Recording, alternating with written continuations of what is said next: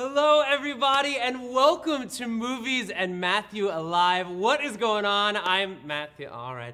I'm your host, Matthew Hoffman, and this show is three of my favorite things: movies, movie fans, and it is live, which means anything can happen. And speaking of happening, on today's show, we have a very special guest. You do not want to miss this. Any guesses in the comment section as to who you think it might be? Let me have it. Give it to me. Guys, I am so excited to be back here in this air-conditioned studio.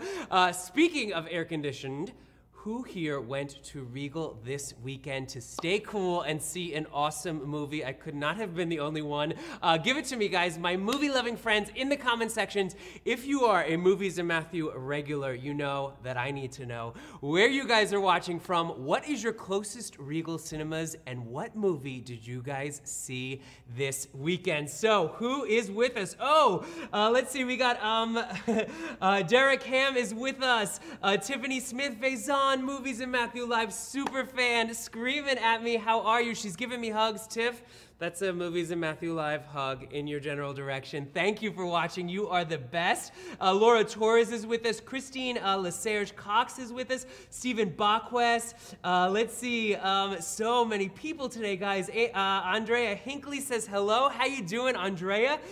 In the comment section, guys, let me know, who do you think our special guest is today? We have such a great movie to talk about. I am so excited. I saw it last night. It's going to blow your mind, so just stick with us. Let's see. We got Samantha Jane is with us.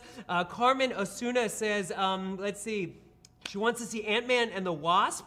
She's coming in from Fort Myers, Gulf Coast. She's in Florida. She saw Jurassic World Fallen Kingdom on opening weekend. Carmen, you are the best. I hope you saw our interview. I went to Hawaii with the cast of Jurassic World. We had this great sit down. Check it out after the show. They were unbelievable, and it's such a good movie. Is everybody else? Is Carmen alone? Who else caught Jurassic this weekend? Let me know.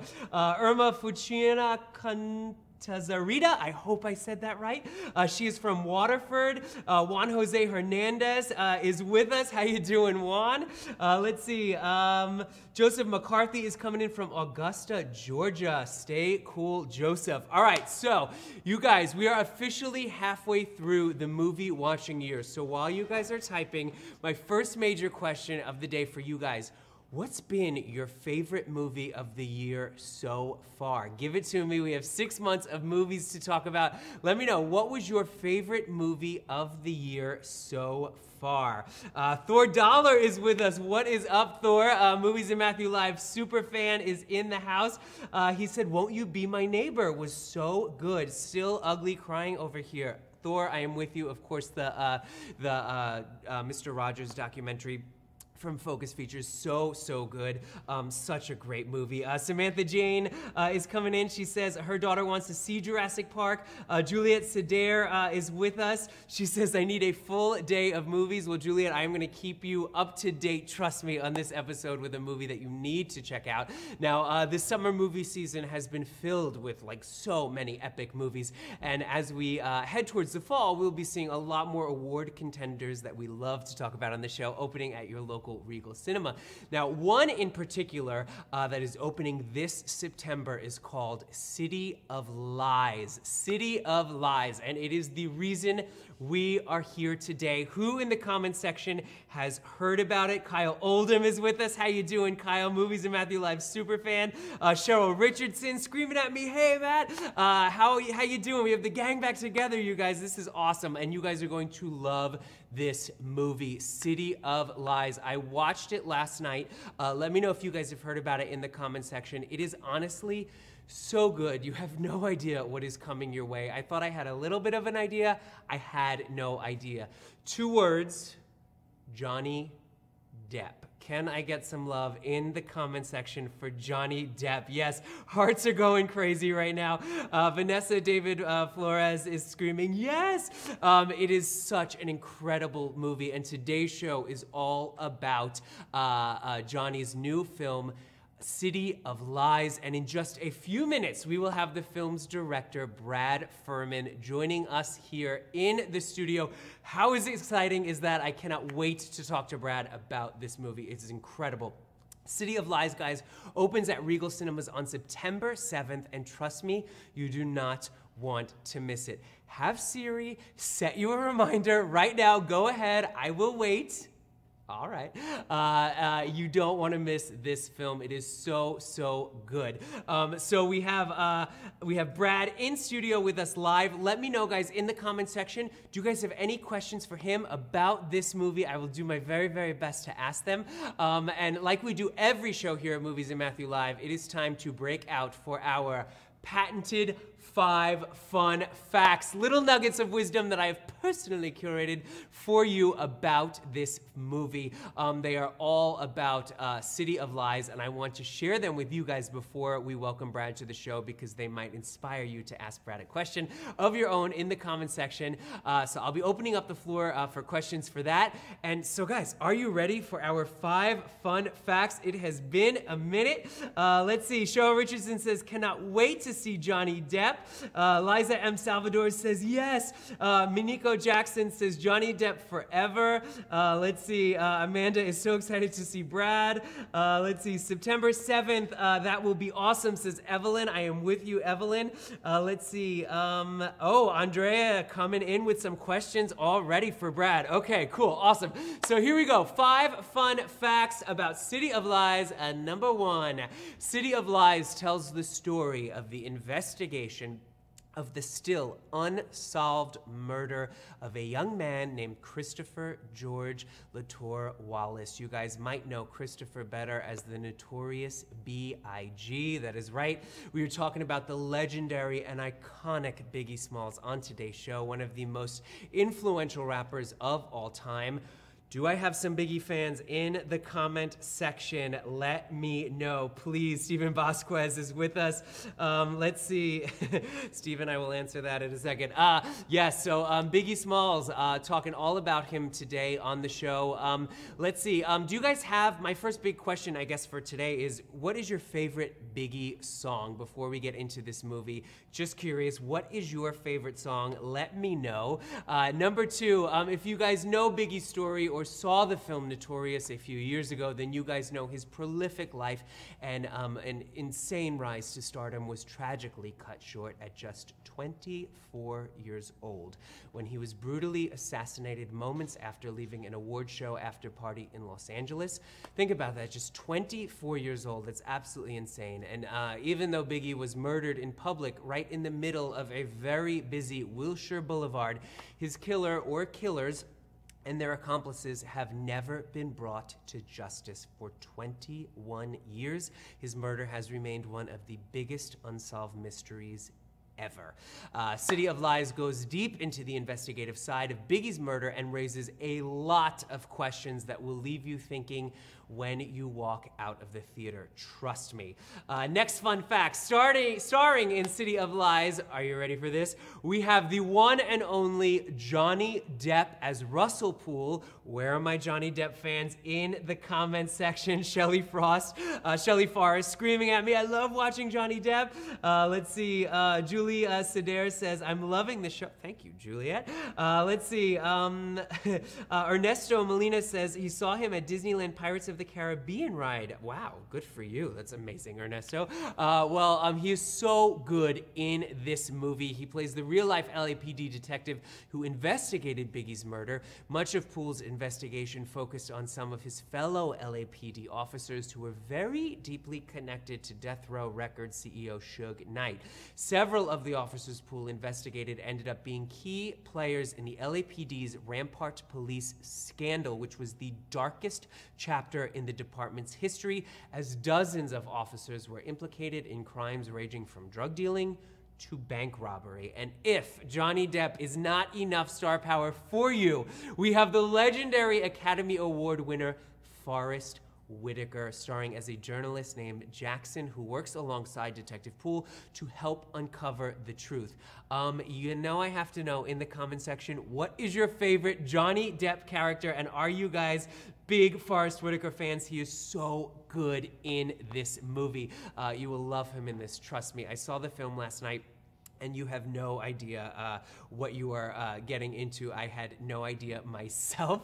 It's pretty amazing. So I'm excited to bring it to you guys.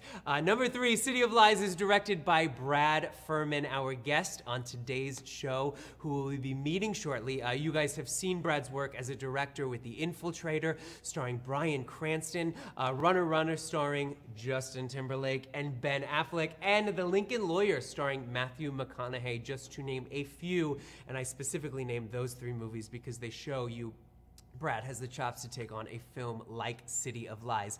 He has an amazing body of work, and I cannot wait to talk to him in a few minutes. Bryan Cranston, JT, Ben Affleck, and Matthew McConaughey. I mean, alone, how crazy is that? Can I get some love for those guys? Yes, Tony Villa says, yes, love it. He also loves Johnny Depp as Benny from Benny and June. Tony, that's a pretty good one that I often forget about. He's amazing in that movie. Let's see. Andrea Hinckley coming in hot. She says, this movie sounds like an absolute must watch. Andrea, I'm giving you all caps in your general direction. It is exactly that. It is such a riveting, edge-of-your-seat film. You will want to check it out for sure. Let's see. Number 4, the script for City of Lies is based on the book Labyrinth by author Randall Sullivan, who did extensive interviews with Russell Poole. Labyrinth is considered the most definitive and complete investigation into Biggie's murder. Now, bringing it to the big screen is first-time screenwriter Christian Contreras, whose adaptation was named to the 2015 Blacklist, which we have talked about here on the show before. If this is your first time hearing about the Blacklist, it's Hollywood's very prestigious annual list of the year's best unproduced screenplays. Now, over the past years, getting your screenplay on the Blacklist is a great first step towards getting it nominated for an Oscar. While Christian might be a first-time writer, you guys have probably seen him before, as he's quite a successful career as an actor, having appeared in Snowden, Zero Dark 30, and The Infiltrator, which, if you're paying attention, you know is directed by, wait for it, our guest on today's show, Brad Furman. Last fun fact, number 5, the trailer for City of Lies makes its debut back on May 21st, which would have been Biggie's 46th birthday.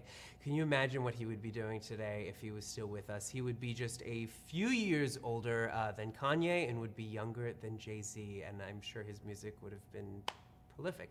And there you guys have it, 5 fun facts about City of Lies. And now it is time to get your questions ready, because we have the director of City of Lies, Brad Furman, who is going to be on the show. So can I get a round of applause in the comment section, because today's guest, Brad, will be joining us.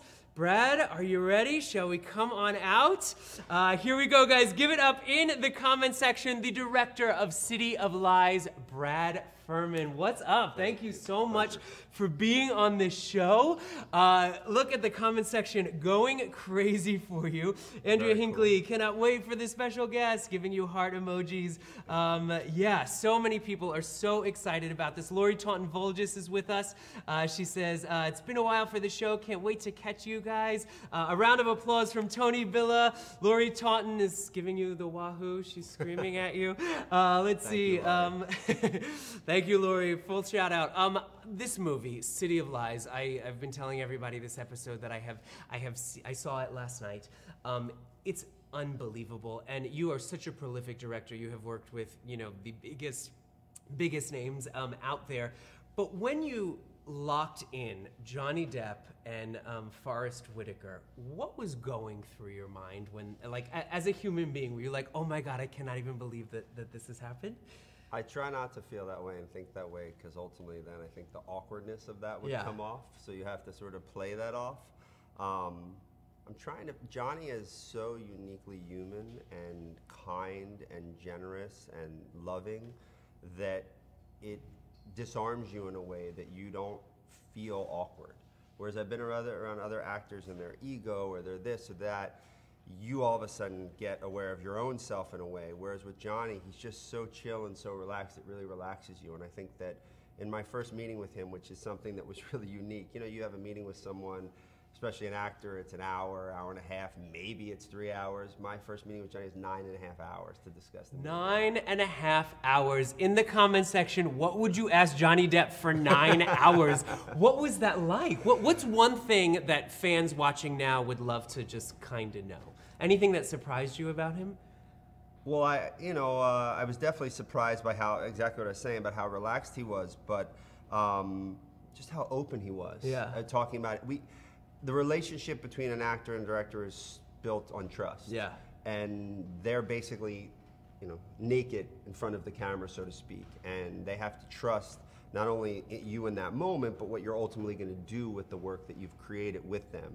So that actor has to assess pretty quickly, can they trust that director if they're going to make that commitment, especially in the nature of the sensitive subject matter of something like this. And I think that with Johnny, we just gained a very quick trust, and we talked a lot about personal things. We talked a lot about everything because we had so much time together, and we were very comfortable with each other. And it gave me an extraordinary amount of confidence that, oh wow, we can make this work. We can do something really special. I do think what was interesting when we first sat, because I had seen him in Black. I've seen everything. I love Johnny, and I thought Johnny was a really unique choice for the film in the sense that it was like casting in a weird way against type. I can't really say that with Johnny Depp because he's like guy walks on water. No, I understand, yeah. But I knew he would bring something unique and eccentric and really make Russell Poole jump off the screen in a way. So I really wanted to go with Johnny. That was where my heart was at.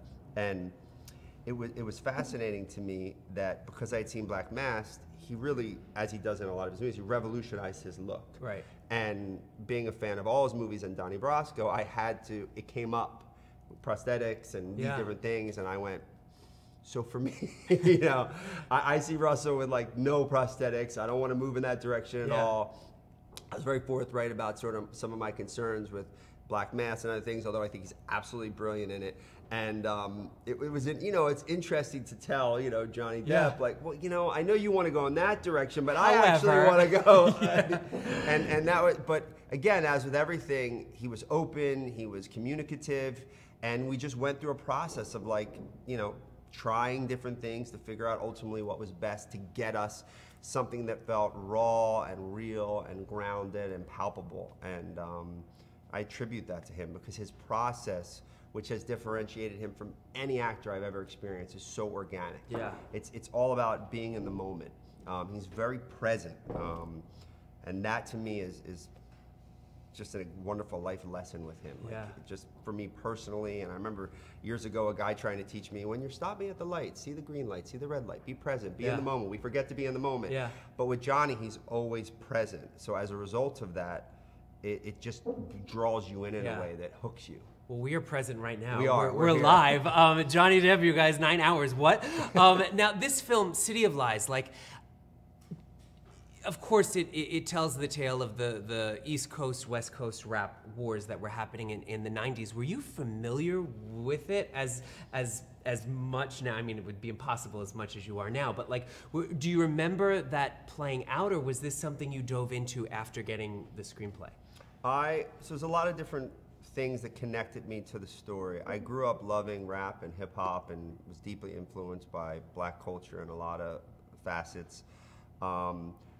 Tupac, I had seen his first image ever in Rolling Stone magazine. It was a very small photo. His bandana was tied backwards.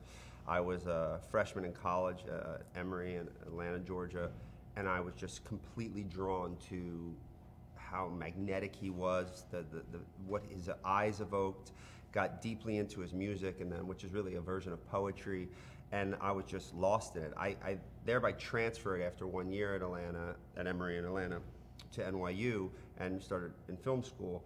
And at the time, New York was, rap and hip hop in the 90s was exploding.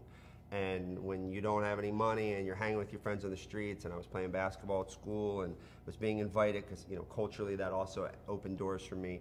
I was going to a lot of underground things, and I got to see Biggie rap live before he was ever famous. Yeah, I was in a space with 30 people, and I didn't know who he was, and he was. The minute he gets on the mic at that moment, you're just, it's like the world stops kind of thing.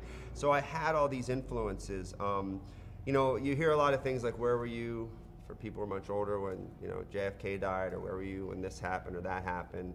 I remember exactly where I was when Pac was shot. I remember where he was when he was announced that he had passed. And I think both men impacted and influenced me in different ways, but Pac in particular spoke to me because he was so elevated in his ideas and subject matter and controversy and all of those things. So I was very impacted and affected by it, and the fact that these murders still are not solved was unfathomable to me, and I didn't fully understand the why of it, but obviously, as you said, now it's a lot different. It's and that's what's so interesting when you guys see this movie after. I mean, I had no idea. Like, I had no idea. I mean, obviously, I knew they were both murdered, and I knew it was unsolved, but I had no idea what you lay out so perfectly in this film. No, truly, it's like it's a masterclass, and that's one of the things that I wanted to ask you was Johnny Depp's character in this movie. Without giving anything away, guys, one of his lines is, "I'm really good at connecting the dots," and I kept thinking, knowing that I was interviewing you this morning, like, how did you make this movie? Because there are so many moving parts. It was like The Usual Suspects on steroids. It's insane.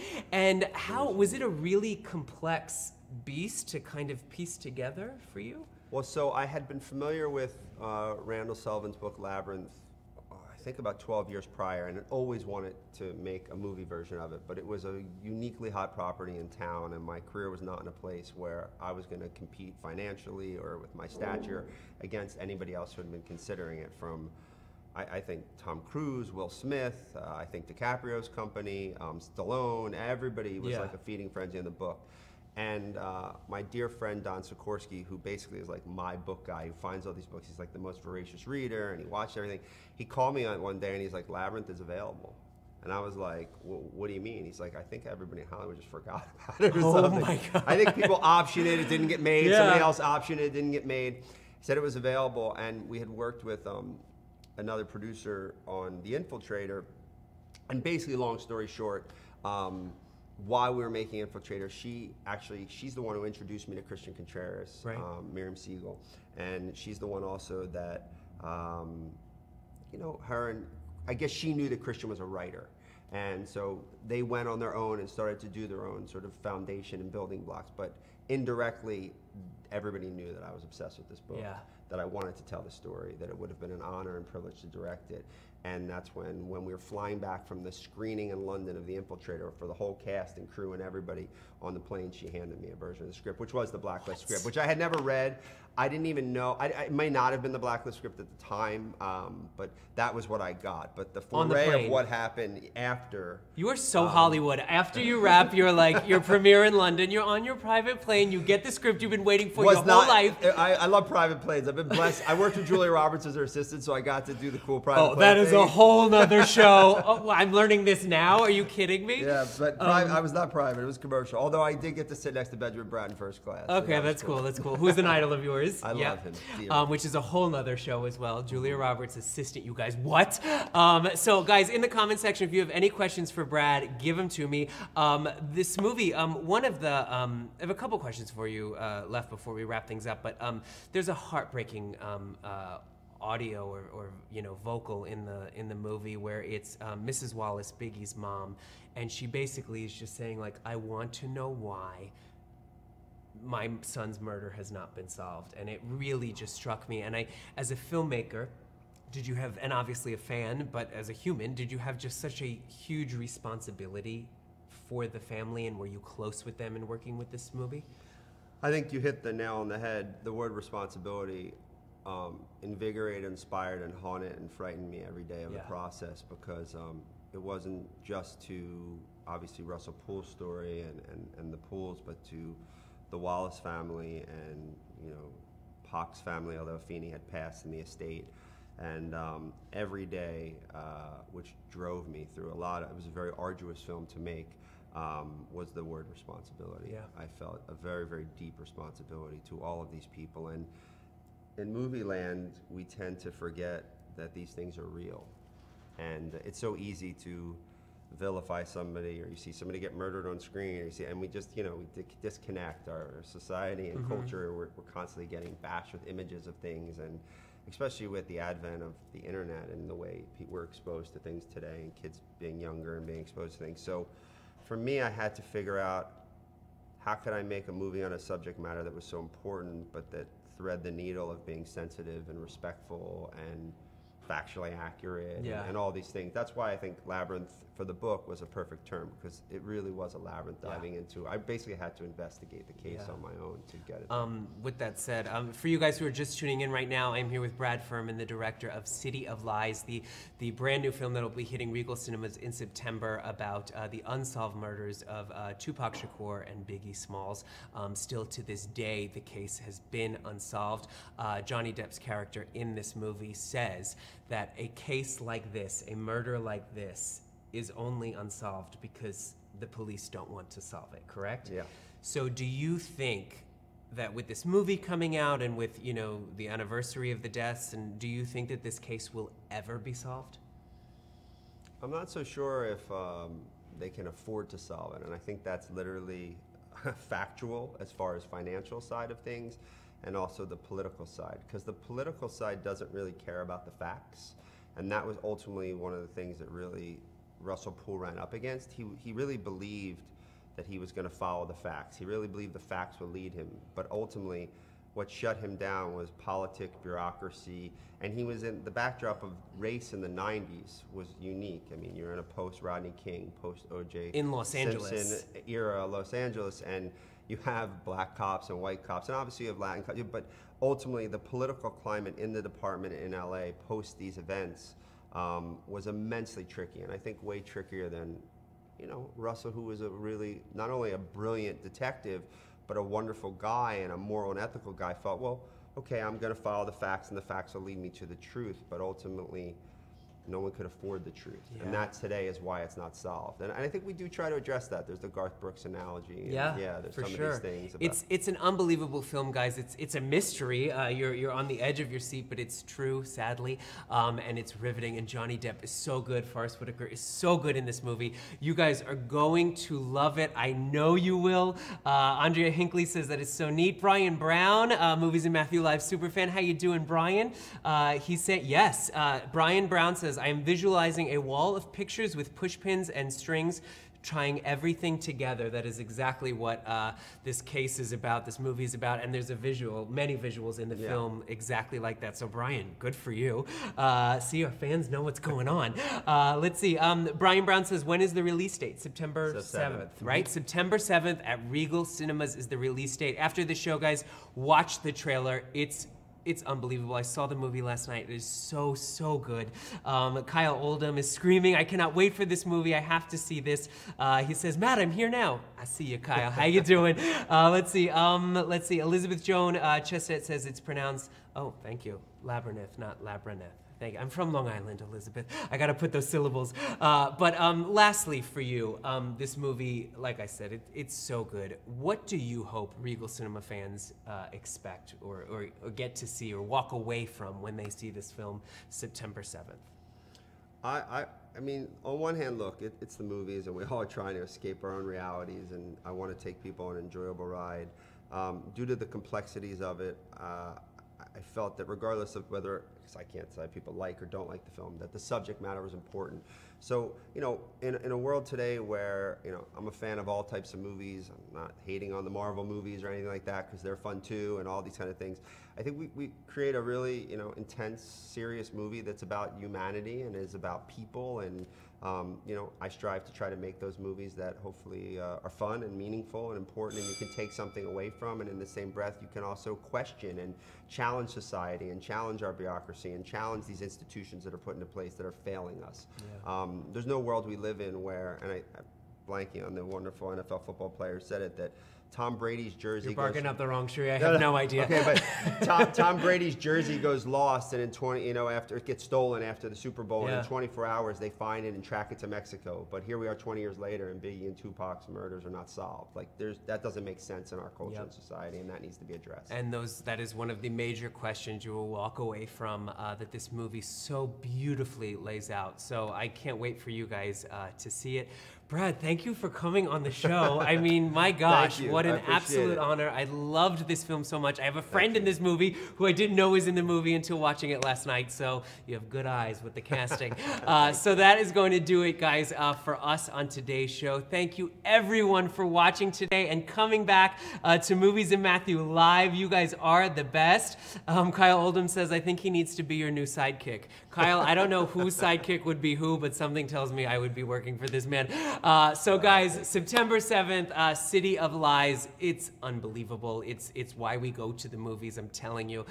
So put it on your calendars. When you go to see it, when you're at Regal, let me know. Tweet me a photo. You know I retweet all of them, so give it to me. I am on Twitter at Matthew Hoffman1 and on Instagram at MatthewHoffman.tv. Add me now. The next post may very well be a selfie with this guy, Brad Furman.